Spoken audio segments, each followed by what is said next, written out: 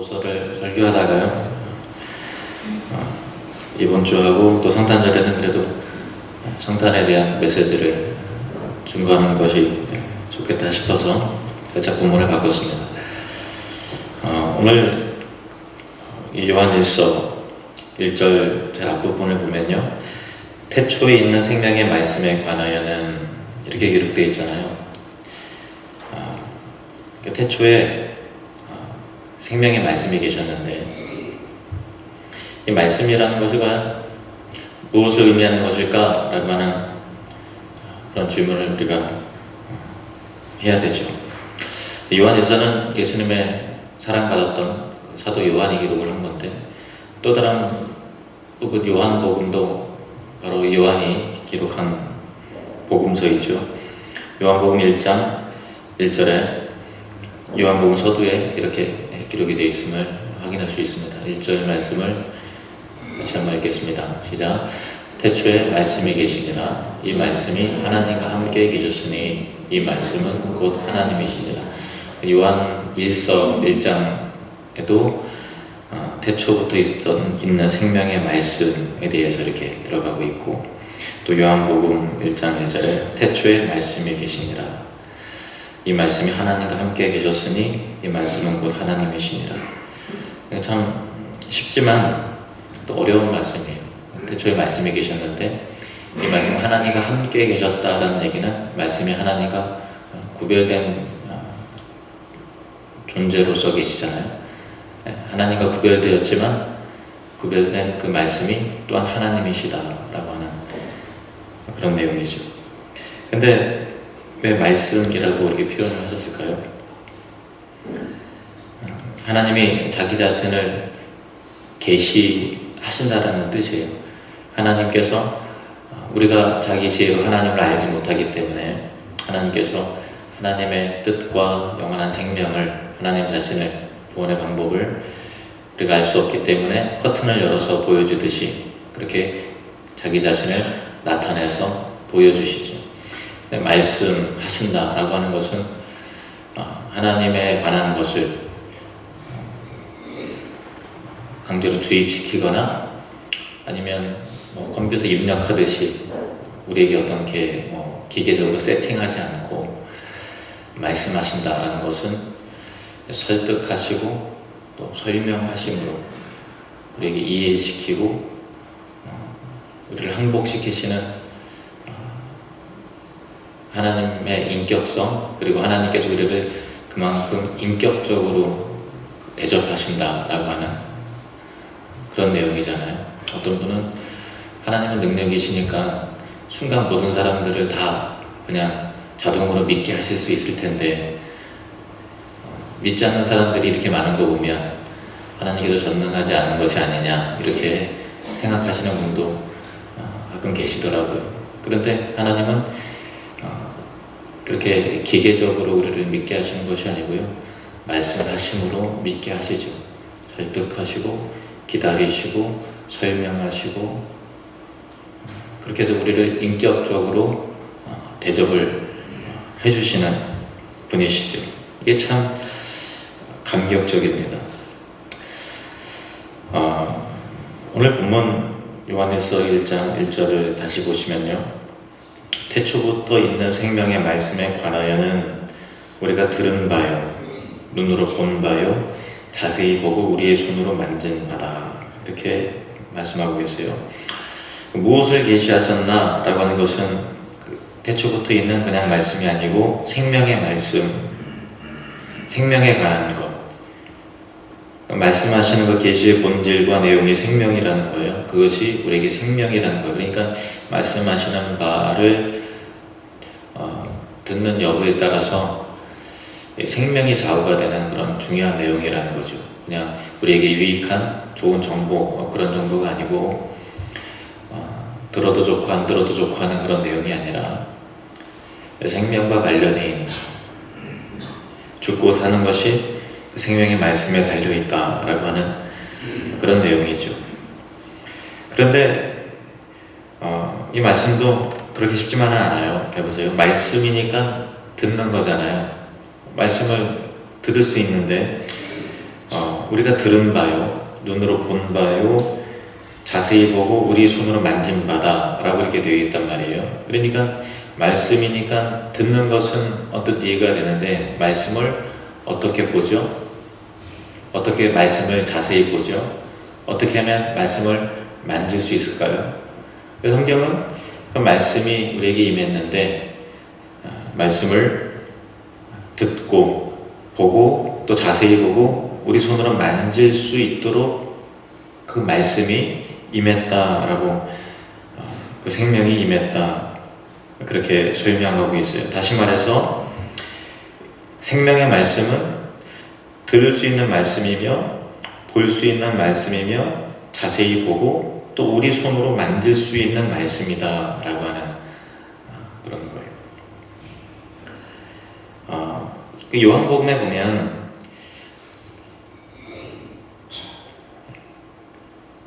그 말씀이 어떻게 보고 듣고 만질 수 있도록 임하셨는가에 대한 분명한 내용이 나옵니다. 요한복음 1장 14절 말씀, 요한복음 1장 14절 같이 읽겠습니다. 시작. 말씀이 육신이 되어 우리 가운데 거하심에 우리가 그의 영광을 보니 아버지의 독생자의 영광이요 은혜와 진리가 충만하더라. 아멘. 말씀이 육신으로 오셨기 때문에 육신으로 오신 그 말씀을 우리가 들을 수도 있고 볼 수도 있고 자세히 볼 수도 있고 만질 수도 있게 이렇게 임하셨다라는 거예요. 우리가 그 영광을 보니까 아버지의 독생자의 영광이요 은혜와 진리가 충만하더라 이렇게 되어 있습니다. 히브리서 1장 1절에서 3절 말씀을 보시면요, 히브리서 1장 1절에서 3절 말씀 함께 읽겠습니다. 옛적에 선지자들을 통하여 여러 부분과 여러 모양으로 우리 조상들에게 말씀하신 하나님이 이 모든 날 마지막에는 아들을 통하여 우리에게 말씀하셨으니 이 아들을 만유의 상속자로 세우시고 또 그로 말미암아 모든 세계를 지으셨느니라. 이는 하나님의 영광의 광채시요 그 본체의 형상이시라. 아멘. 선지자를 통해서 하나님께서는 자기 자신을 나타내시고 보여주셨어요. 그런데 그 계시하셨단 말이에요. 그런데 그 계시의 완성과 그 궁극적인 것이 아들을 통해서 우리에게 말씀하셨는데, 그 아들이 어떤 분인가 하면 그로 말미암아 모든 세계를 지으셨고 또 이는 하나님의 영광의 광채시요 그 본체의 형상이시다. 그러니까 하나님의 형상이라는 거예요. 그 아들이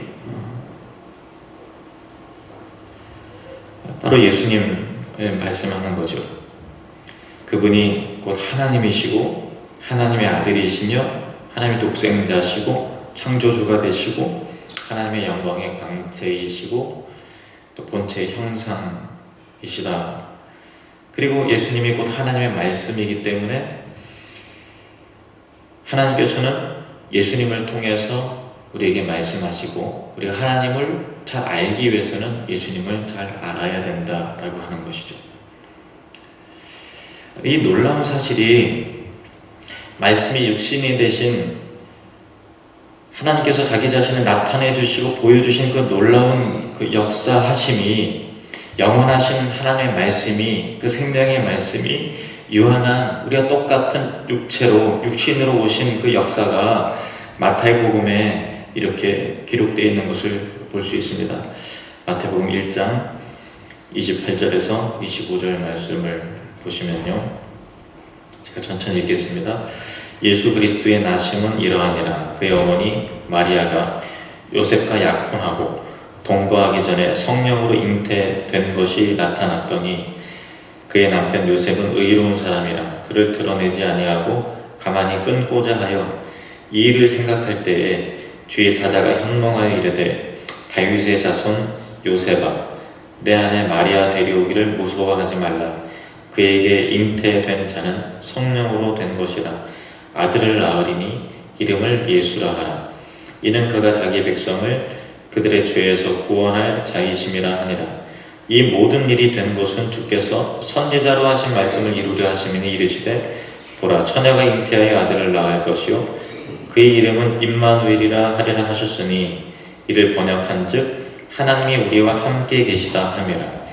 요셉이 잠에서 깨어 일어나 주의 사자의 분부대로 행하여 그 아내를 데려왔으나 아들을 낳기까지 동침하지 아니하더니 나음에 이름을 예수라 하니라. 아멘. 그 말씀이 육신이 되셨어요. 예수님을 통해서 하나님 구원을 말씀하세요. 죄사함에 대해서 말씀하세요.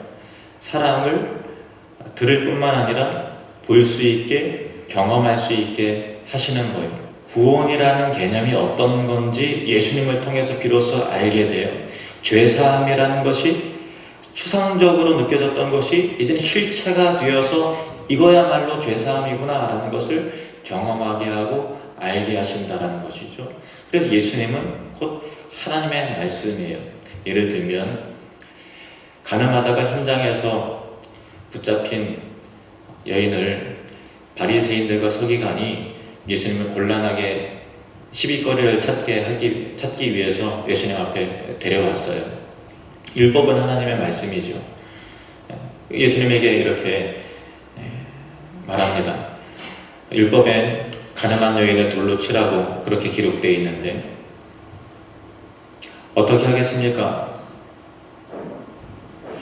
율법대로 돌로 치라 하면 사랑이 없다고 그렇게 비난할 것이고, 또 용서하라고 돌로 치지 말라고 하면 하나님 말씀을 거역했다고 그렇게 거리를 찾기 위해서 그렇게 그들이 계략을 세운 것이죠. 예수님께서 말씀하셨어요. 너희 중에 죄 없는 자가 먼저 돌로 치라. 이 말을 듣고서 돌을 들고서 치려고 했던 사람들이 하나둘씩 돌을 내려놓고 하나둘씩 부끄러워서 양심의 가책을 느껴서 자기 집으로 돌아갔어요. 그 광장에 예수님과 그 여인만 남아 있습니다. 예수님께서 말씀하시죠. 너를 정죄하는 자가 있느냐? 여인을 둘러보면서 없습니다. 예수님께 그 여인을 향해서 이렇게 말씀하십니다. 나도 너를 정죄하지 아니하노니 가서 다시는 죄를 범하지 말라. 그러면 이 사건을 통해서, 예수님을 통해서 하나님의 사랑의 의미에 대해서 깊이 알게 되는 것이죠. 십자가에 달린 예수님의 그 모습을 통해서 그 죄사함이라는 것이 어떤 의미가 있는 것인지, 구원이라고 하는 것이 그렇게 엄청난 희생이 들어가야 되는 것이고, 하나님의 사랑이라는 것이 얼마나 값진 것이라는 것을 예수님을 통해서만 구체적으로 우리가 알게 되고 듣게 되고 경험하게 되는 것이죠. 예수님을 통해 하나님을 보게 되는 것입니다. 이 일을 위해서 예수님께서 이 땅에 오신 것이죠. 요한복음 1장 18절 말씀을 보시겠습니다. 요한복음 1장 18절 함께 읽겠습니다. 시작. 본래 하나님을 본 사람이 없으되 아버지 품속에 있는 독생하신 하나님이 나타내셨느니라. 아멘. 하나님을 본 사람이 없어요. 하나님을 볼 수 있는 유일한 길은 예수 그리스도를 보는 것이죠. 그래서 오늘 본문 말씀에 보면 요한일서 1장 1절 2절 말씀 우리 다시 한번 함께 읽겠습니다. 시작. 태초부터 있는 생명의 말씀에 관하여는 우리가 들은 바요 눈으로 본 바요 자세히 보고 우리의 손으로 만진 바라. 이 생명이 나타내신 바 된지라.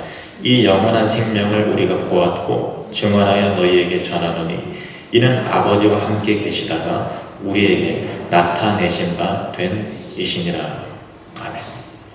그래서 이 말씀과 같이 예수님은 생명의 말씀이시며 그 말씀이 들을 수 있고 볼 수 있고 만질 수 있도록 임하심으로 말미암아 하나님이 어떤 분이시라는 것을 추상적으로 개념적으로 이해하는 것이 아니라 경험적으로 확인할 수 있도록 그렇게 육체로 오셨다라는 것입니다.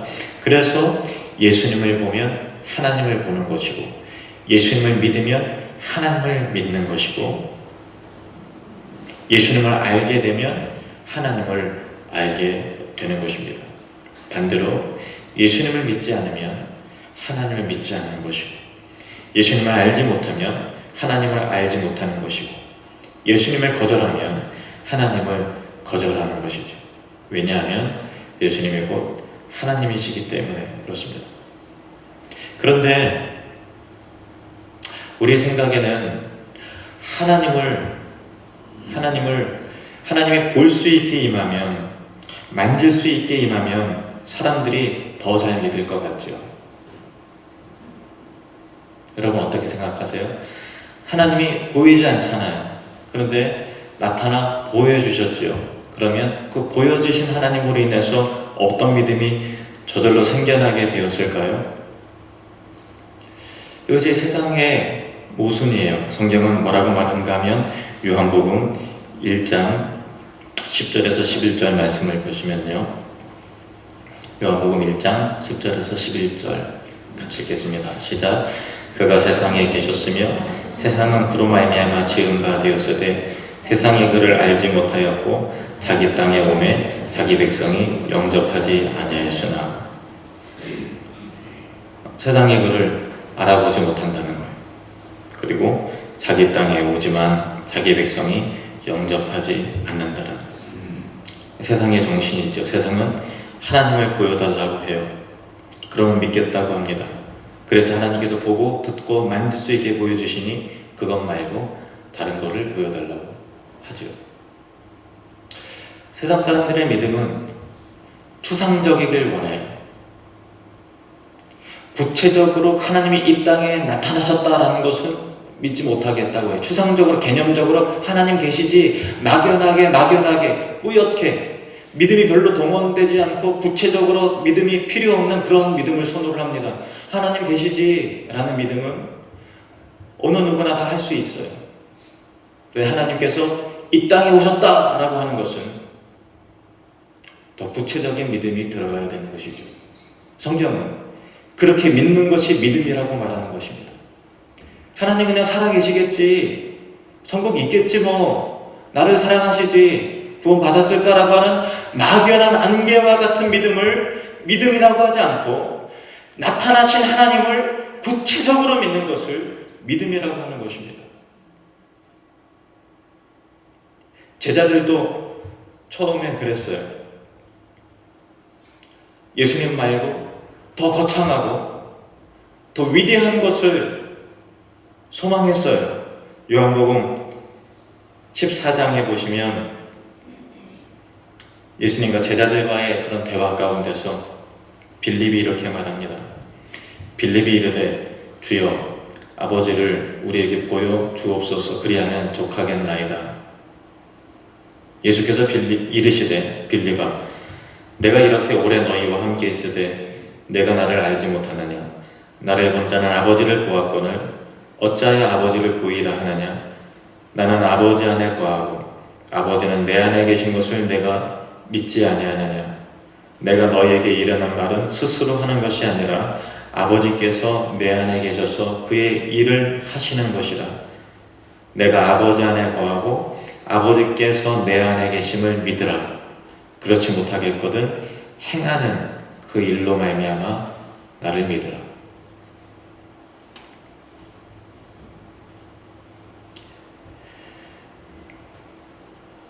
예수 믿는 저와 여러분이 되시기를 주님의 이름으로 축원합니다.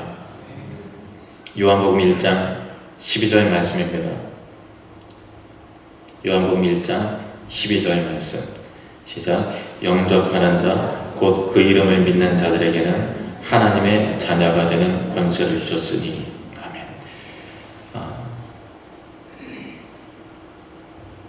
많은 사람들이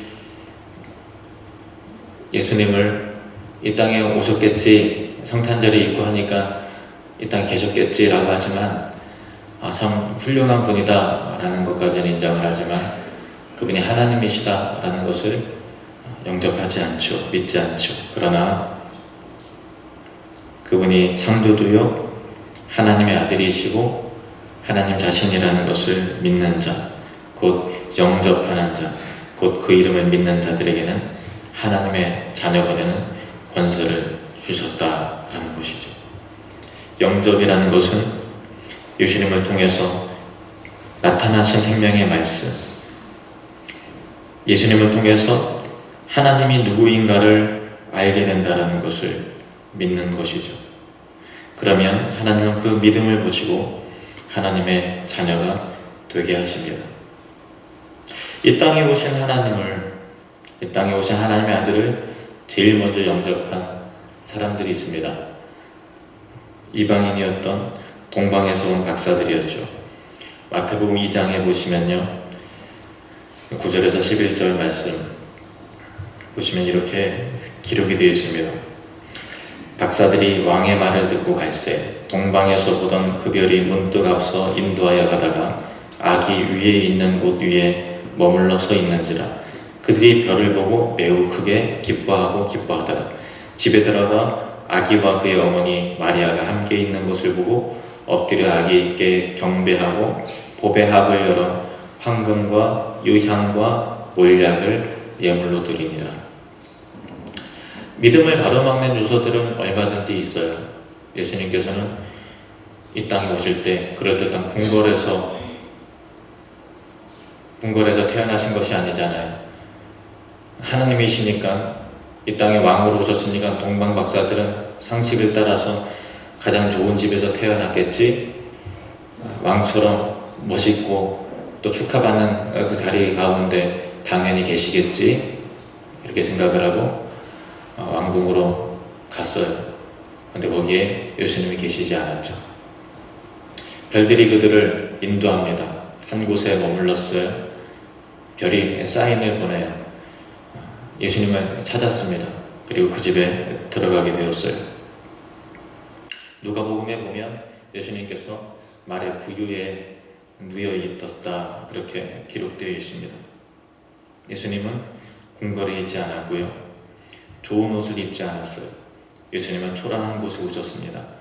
구유에 놓이셨어요. 구유에 놓인 아기는 능력이 보이지 않았어요. 그냥 평범한 아기였을 뿐이에요.